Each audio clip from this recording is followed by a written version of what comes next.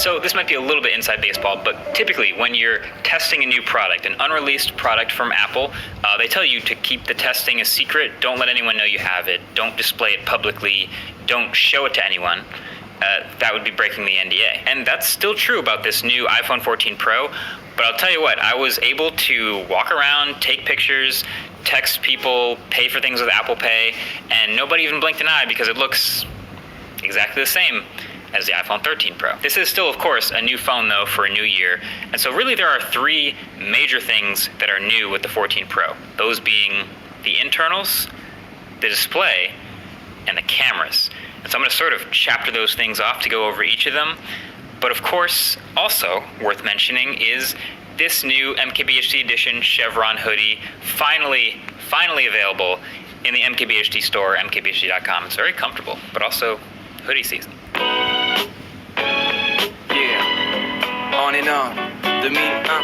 So there's not a whole lot of new pieces in this new phone, but there's technically more in this one than the baseline iPhone 14, because this one actually gets a silicon upgrade to the new A16 Bionic and 6 gigs of RAM. Top of the line, new 4nm system on a chip from Apple. You could tell though, when they gave the presentation in the keynote, that it must be a pretty minor bump from the A15 Bionic, because they went straight to comparing it to the A13 Bionic from a couple years ago. In real life though, so far it's benchmarked very similar to an A15 Bionic, just slightly above, as expected.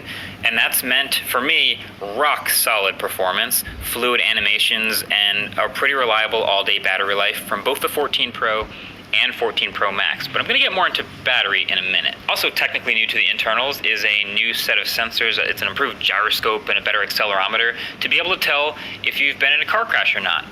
Crash detection. Cool feature. So it'll detect if you've been in a car crash or not, and then if you don't respond to the prompts on screen, it'll automatically call emergency services. Great. I'm not going to test that. I'm sure some other YouTubers will find a way to test it. But actually my question really was like, okay, if you're going to test it, what sort of things do you test? And I guess the answer is accidental triggers. Like, you know how if you run up a flight of stairs or something and you have automatic workout detection on the Apple Watch, it'll go, oh, have you started a workout? Because you've got an elevated heart rate and you just started to run and... No? Just me? I don't know. I was just wondering if there's other times it might accidentally think that something else, like a car crash, might have happened. Maybe you've got a dbrand case on it and you just drop it on the floor or something. I don't know. It hits the ground hard enough, thinks it might have crashed. But then the more you look at it, the more you realize there's a bunch of different sensors and factors where it sees, okay, your GPS location was going 60 miles an hour until it hit 0 miles an hour.